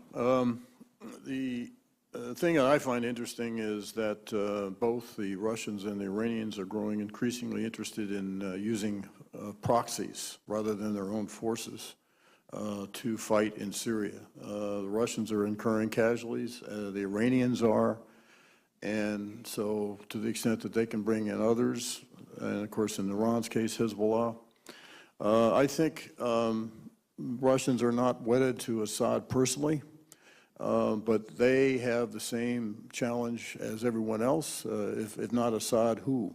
And I don't know that they've come up with an alternative to him either. Thank you. Thank you, Mr. Chairman. Gentlemen, thank you for being with us this morning. I was discussing yesterday with one of our Five Eyes partners overall long-term intelligence and worldwide threats. I'm afraid, and you touched on this, Director Clapper, in your report, I'm afraid that the Syrian refugee crisis is a precursor of a larger refugee crisis that we could be facing over the next 10 to 20 years based upon predictions of climate change. The band of the world that is going to be subject to droughts, famine, crop loss, flooding in some areas, over incredible heat in the band around North Africa, Central Africa, into Southeast Asia. We could see mass migrations that could really strain the Western countries. Would you concur in that, Secretary? Well, I think you're quite right, and I alluded to that at least briefly in my oral statement about the fact that we have some 60 million people around the globe displaced in one way or another. And I think if that increases, it's going to create, because all of those people are going to want to go where things are better, which Exactly. happens to be the northern hemisphere. And so that's why that is going to, that will place ever greater stresses on the remainder of the countries, whether here in the Americas, Europe, Africa, Asia, wherever. And the effects of climate change, of weather aberrations, however you want to describe them, just exacerbate this. You know, what we have in the world is, by way of resource to feed and support the growing world population is somewhat of a finite resource. There's only so much water, only so much arable land. And so the conditions that you mentioned, I believe, are going to foment more pressure for migrants. That on top of the instability that, of governance that I spoke briefly about in my oral statement as well, I think are going to make for a challenging situation in the future. Thank you. Again, turning to something that you touched on, the lack of capacity to deal with drug imports, it seems to me, is something that is a real strategic and tactical challenge. We're suffering terribly in my home state of Maine with heroin. New Hampshire has 1 death overdose a day. In Maine, it's 200 a year, one death every weekday, if you will. And we're trying to deal with the demand side and with the treatment and prevention, but keeping this stuff out to begin with. And heroin's cheaper than it's ever been, which tells me that the supply is up. What are we, where should we be putting our efforts on the interdiction side? Well, on to the extent, I think working with the Mexican government, particularly since that's where a great deal of this comes from, is Mexico. And I think the partnership that we can engender with them is crucial to this. Are they a serious partner? Do they want to stop this, or are they conflicted? Do they see this as a cash crop? Well, I think it depends on who they is in Mexico. I think the national leadership would obviously like to stop the flow, but there are as you know, very powerful economic forces in Mexico that augur against that. And we've got a lot of money. And so they also have a corruption problem, frankly, to deal with. So I think we need to be as aggressive as we can be in interdicting what we can. I mentioned earlier, for example, the tremendous impact of the Coast Guard capabilities when they're brought to bear. And as we discussed earlier, General Kelly, when he former commander of Southcom, I've spoken to this many times about not so much a lack of intelligence, but rather the lack of an operational capability to respond to the intelligence to interdict. We have the intelligence capability and the intelligence capacity, but it needs to be matched by a concomitant resource commitment. We need a greater commitment in terms of interdiction capacity. Exactly. With just a few seconds left, and perhaps you could take this for the record, we always at these hearings talk about the cyber threat. We've done some actions here. We finally got through a cyber bill last year about information sharing. I'm still concerned about critical infrastructure.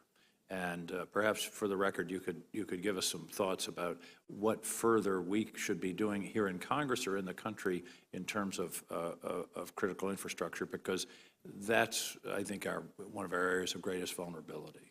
I share your concern, and we'll provide some for the record. Thank you. Thank you, Mr. Chairman. Gentlemen, thank you both for your many years of service to our country.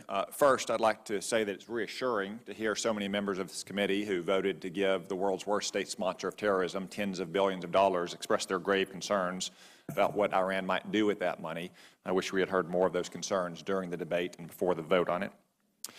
Director Clapper, you testified last year that in your 45 years of public service, this was the worst global threat environment you had ever seen. Is that correct? Yes, sir, and I had occasion to say it again in response to a question earlier. Yes, and that was your point with Senator McCain earlier, is that it's the worst global threat environment now in 46 years. Well, it's certainly the most diverse array of challenges and threats that I can recall. Why is that? Well, I think it's, frankly, it's somewhat of a function of the change in the bipolar system that did provide a certain stability in the world, the Soviet Union and its community, its alliance, and the West, led by the United States. And virtually all other threats were sort of subsumed in that basic bipolar contest that went on for decades and was characterized by stability. When that ended, that set off a whole range of, a whole group of forces, I guess, or dynamics around the world that have changed. You both have long and deep experience in the Middle East. In your experience, is the Middle East a place that prizes concessions and negotiations or strength and toughness?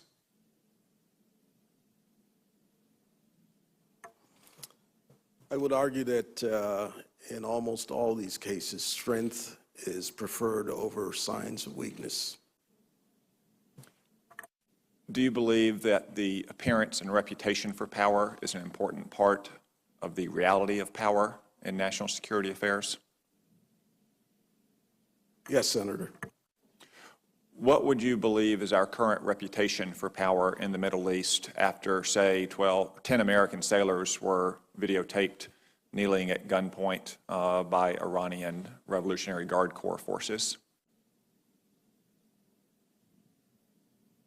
I don't know that that incident alone reflects the perception of our strength and power. I think over the last several years, there have been some concerns among our partners about our commitment to the region, our willingness to employ the force, where our interests, both national and strategic interests, lies. I think that's caused just a little bit of concern among our partners about our commitment to the region. I would like to return to a question that Senator Heinrich raised. He raised the news that the Saudi Defense Ministry and now the Emirati Foreign Ministry have both suggested that they would be willing to deploy their troops to the ground in Syria, and he asked you to assess the capability of those militaries. But threats, for good or for ill, are both capability and intention. In both of the statements from Saudi Arabia and the UAE, they both insisted that they would need to see U.S. leadership in that effort. Director Clapper, do you have any idea what kind of leadership they're talking about, what more they would expect to see from the United States that they apparently are not seeing at the moment? Well, I don't know what, I took it to mean specifically with respect to if they deployed a significant military force into Syria. And I took it to mean the command and control capability that, the U.S. is pretty good at. That's what I took it to mean. General Stewart? I think the Arab countries led by Saudi Arabia and the Emiratis would like to see more ground forces to match their commitment.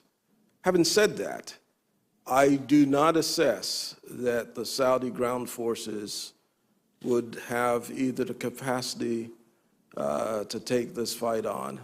As I've said earlier, the Emiratis, very capable, acquitted themselves well in Yemen, lack the capacity to take on additional fight elsewhere. I think the idea is, how do we get more U.S. skin in the game? Thank you. Director Clapper, in early October, shortly after Russia began its incursion into Syria, President Obama called it, quote, a big mistake and, quote, doomed to fail. Do you believe 4.5 months later that Russia's incursion into Syria is a big mistake from their standpoint and doomed to fail? It could be a big mistake. And one of the concerns the Russians have, of course, those with long memories, is a repeat of Afghanistan. And of course, that's why the Russians to this point have avoided a significant ground force presence. They have about 5,000 personnel tied up in supporting the air operations, advisors, intelligence, et cetera. So long term, it could be a mistake for them. They haven't enjoyed the success, I think, that Putin anticipated. I think he believed that he would go in quickly and and be able to leave early, and that is not turning out to be the case, and that they are getting into a long-term stalemate themselves. Thank you. My time has expired. Thank you, Mr. Chairman, and good morning, gentlemen. And I repeat what so many have said here. Thank you for your public service. Given what you just said, General Clapper, about Russia being concerned about being bogged down, and going back to the comments of Senator Kaine about the cash reserves of Russia diminishing because of the price of oil. And you mentioned that at some point the street in Russia is going, these are my words, to erupt. Can you give us any sense of when that might occur, given these factors that has been discussed in the whole committee meeting? Senator Nelson, I cannot. I don't know when that tipping point might occur. As I said, the Russian people have a great capacity for enduring discomfort and inconvenience and pain.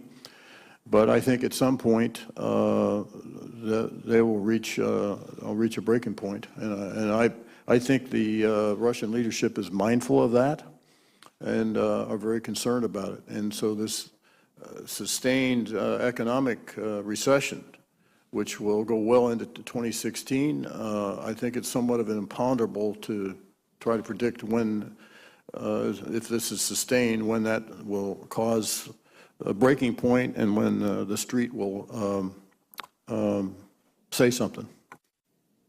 From an intel standpoint,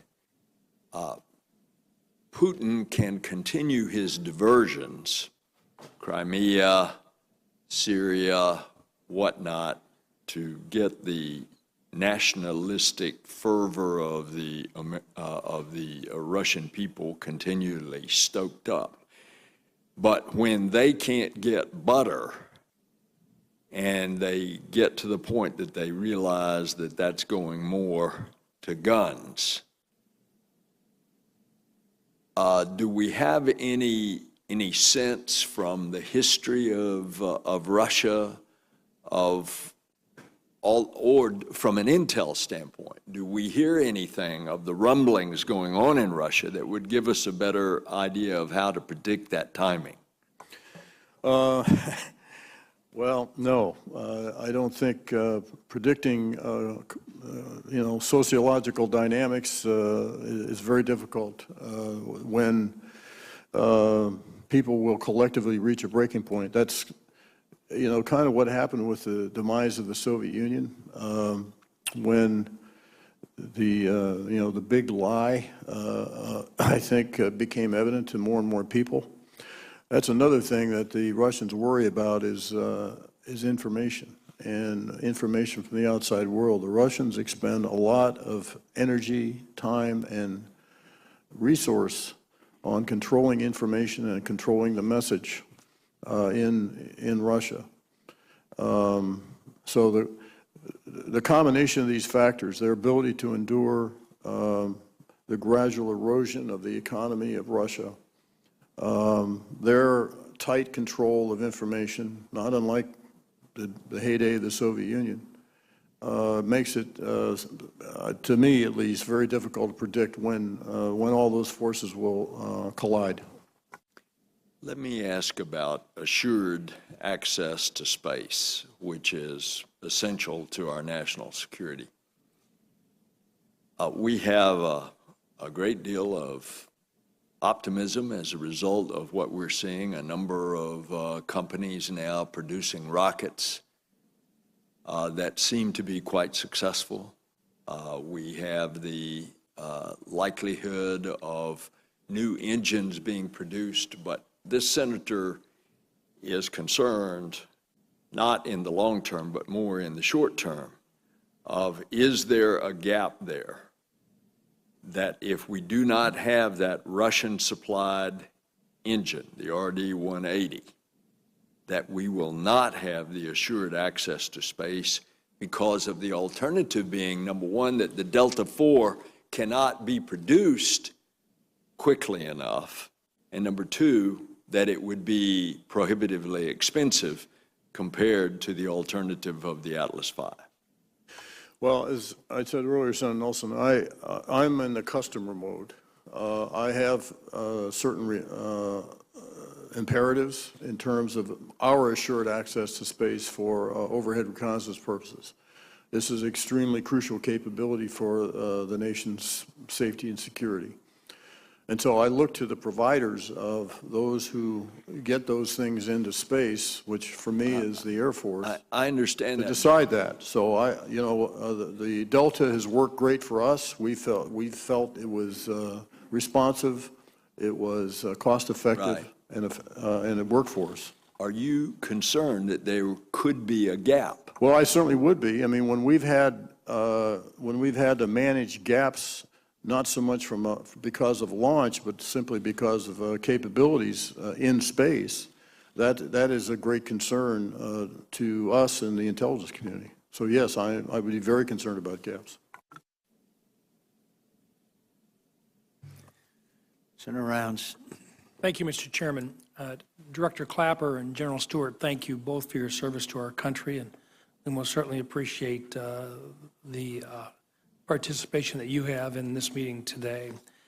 In October of last year, the U.S. Naval Institute published a rather chilling article detailing the long list of advanced weaponry that the Chinese military has cloned by stealing from other nations, either through cyber espionage or reverse engineering. What roles do you see the intelligence agencies taking to prevent this hemorrhaging of American technological advantage? Well, I think it's our responsibility to ensure that our policymakers, and particularly the Department of Defense, are aware of this hemorrhage, if you will, of technological information that the Chinese have purloined. So I think our duty, our obligation as from an intelligence community standpoint is to make sure people know about this, and where we can, suggest ways to try to stop it. General Stewart? I don't know if I could add anything more to that. We detect, we get an appreciation, understanding of the threat vectors, we inform, and if we can, we provide some potential solutions. Then becomes up to those who have the technology, who have been threatened, their intellectual property threatened, to take those countermeasures. So I think we identify, we warn, we report, and it's over to the users. Would you both, with regard to the tools that you have available today, do you have the appropriate equipment, tools, and technology to be able to detect and report these attacks? Yes, we do, but I do think, and this gives me an opportunity for maybe a small commercial, that we do sustain our R&D.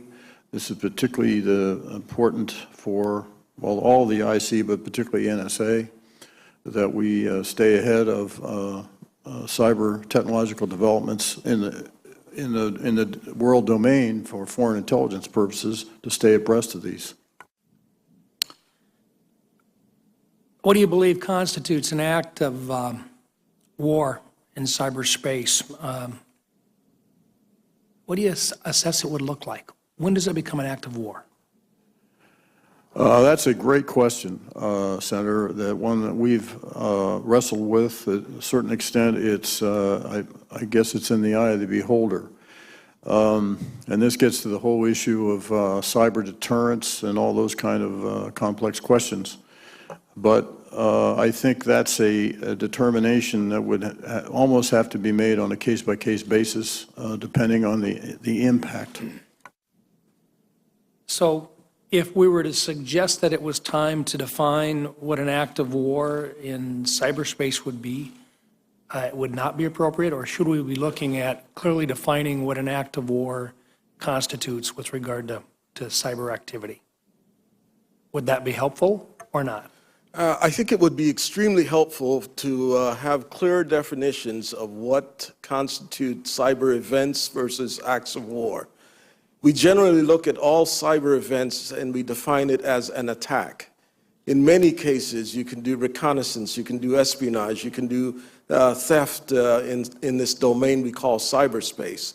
But the reaction always is, whether it's an adversary doing reconnaissance, an adversary trying to conduct human operations in this domain, we define it as an attack, and I don't think that's terribly helpful. So if we can get a much fuller definition of the range of things that occur in cyberspace, and then start thinking about the threshold where an attack is catastrophic enough or destructive enough that we define that as an act of war, I think that would be extremely useful. Have we done enough or a sufficient job in deterring cyber aggression?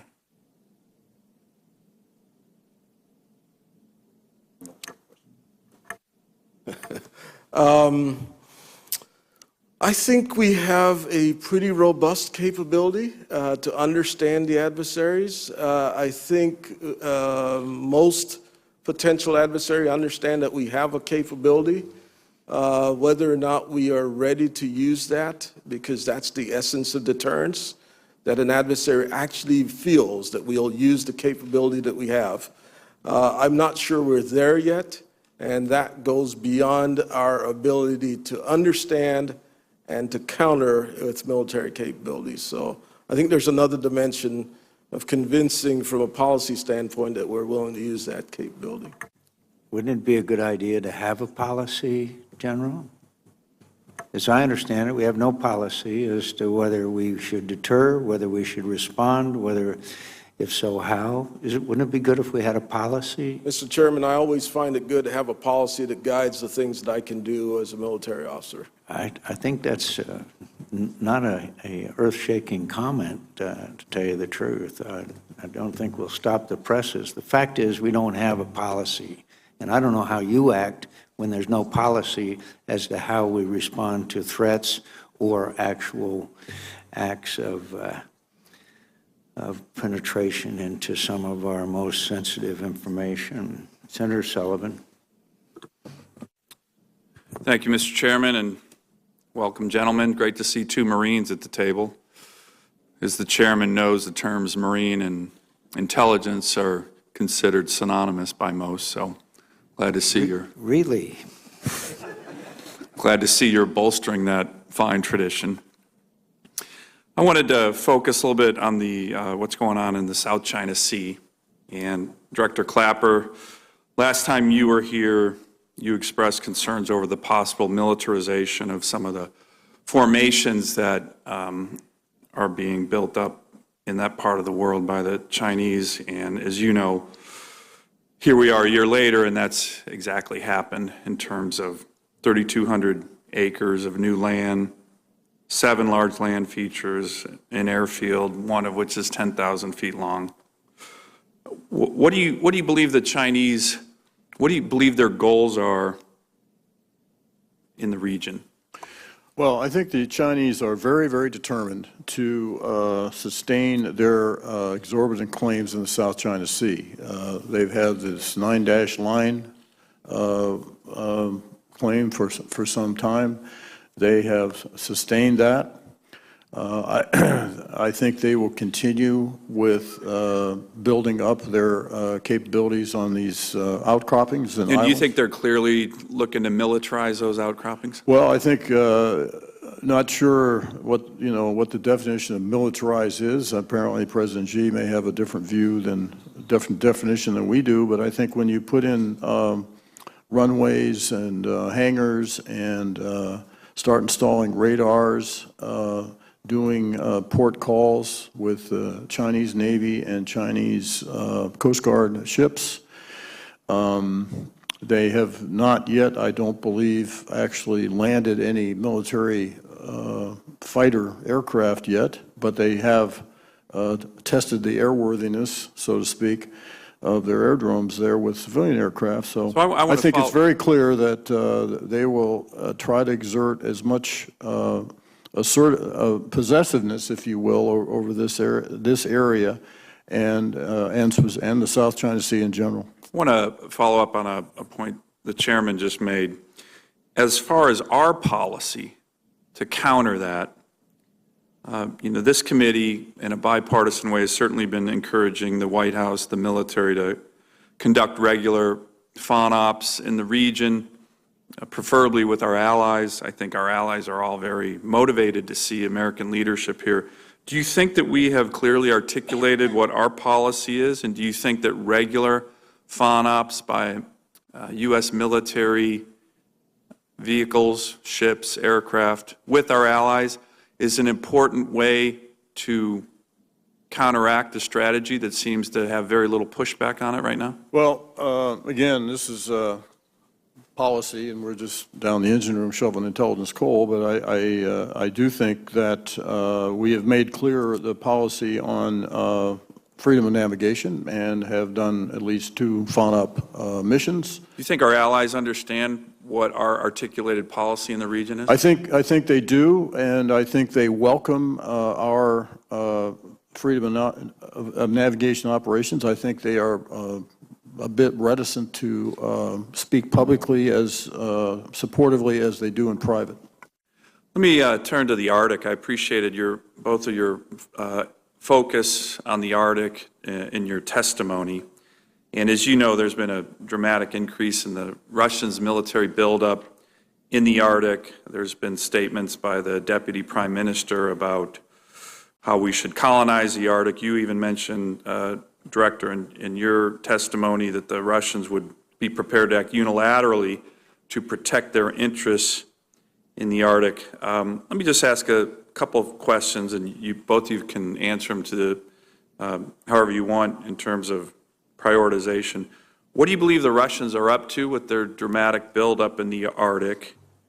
President Putin certainly is somebody who probes for weakness.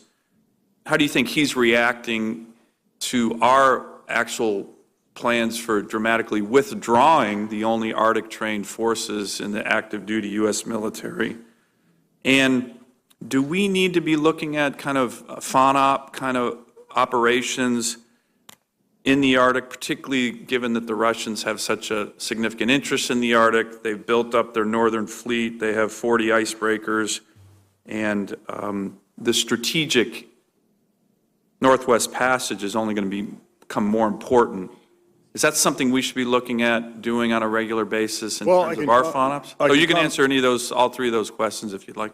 I can comment on, from an intelligence perspective, that we are turning attention to the Arctic. There's about a 6,000-kilometer long coastline that the Russians have on the Arctic. They've established built around their northern fleet, a joint command to oversee their military activities. They're refurbishing bases there. Quantitatively, they appear to have where they're going would be actually less than what they had in the Arctic regions during the heyday of the Cold War, but qualitatively it'll probably be better. What has stymied the Russians, as I alluded to earlier, though, was their grand plans for investing there, particularly with energy extraction, have been stymied because of the economic recession. So, and they need foreign investment from a technological standpoint, and they are not getting it because of the economic extremis they're in. So yes, the Arctic is important. We engage with the countries that are a part of the Arctic Council, notably Canada and Norway. We're stepping up our intelligence sharing with those countries in terms of what the Russians are doing there. As far as what we do about it and troop deployments, that's kind of not our department. But you can give us assessment on what you believe Putin would think as he builds up the Arctic. We're withdrawing forces from the Arctic. In your assessment of how he operates and thinks, what does he think about that? How will he view a reduction in Arctic forces by the United States when he is dramatically building up forces? You can certainly answer that question. I don't know what he thinks. I don't read his mind, but I guess anytime he sees an opportunity where he believes we're reducing or not being prevalent, then if that serves his purpose, he'll take advantage of it. General, any views? The Russians intend to increase their ability to control the Arctic regions. They've built air bases, they're building missile defense capability, both coastal and naval missile defense capability. They're doing that for economic and military reasons. In the absence of something that counters that, they will continue to expand. So there is, I think, an imperative that we have both the willingness and the capacity to push back on their control or dominance of the Arctic region. I think they're probably in a place where they'd be willing to negotiate and discuss how you conduct operations in the Arctic, but they need to have something to push against. Thank you. Thank you, Mr. Chairman. Senator King feels compelled to ask an additional question. Thank you, Mr. Chairman, I think. Quick question about money. Two questions, actually. Where does North Korea get its money? It doesn't seem to have much of an economy, and yet it's building missiles, nuclear capability, military buildup. Where's their funding? Well, their primary trading partner, of course, is China by far. Probably 90% of their trade. And the biggest single export from North Korea to China is coal. Runs around, they get about $1.2 billion a year from coal sales. And then, of course, it's illicit finance. Illicit finances, they have an organized approach to laundering money and this sort of thing. So, but most of their trade in North Korea is natural resource heavy. And so the Chinese exploit that. So that's where they get the lion's share of the... Is it safe to say that if China decided they didn't like the direction of North Korean policy, they could have a significant influence over it? I don't think there's any question that to the extent that anyone has leverage over North Korea, it's China. Second follow-up question, this time about Russia. What percentage of the Russian budget is funded by oil revenues? Oh, I'll have to take that for the record, but a large part is, a significant proportion of their budget is, I think, is from oil revenue. I don't know exactly what it is. And you talked about a 4% contraction, I believe, in their economy over the past year, which is projected to continue into this year. Correct. And at some point, it seems to me, they're going to reach a point where they just run out of money. And I wouldn't imagine they would be too good a credit on the world credit market. They do have very significant reserves, financial reserves that they've built up over years, which are starting to eat into. But you're quite right. I mean, over an extended period, they can't sustain that. Thank you. Thank you, Mr. Chairman.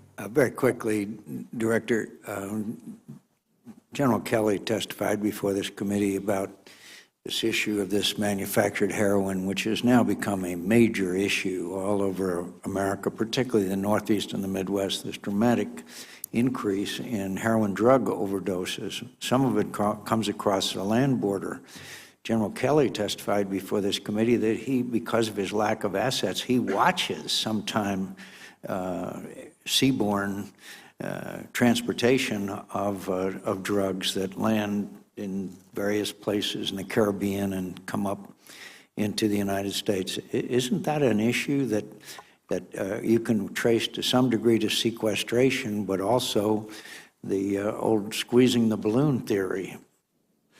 Well, I can't say specifically whether this is attributable to sequestration or not. I just do know that there is a great deal of intelligence that the intelligence community produces on drug flow into the United States, and some of that is shifted to seaborne. Yes, exactly. Seaborne interdiction with these semi-submersible vehicles that are sailed to the American coast.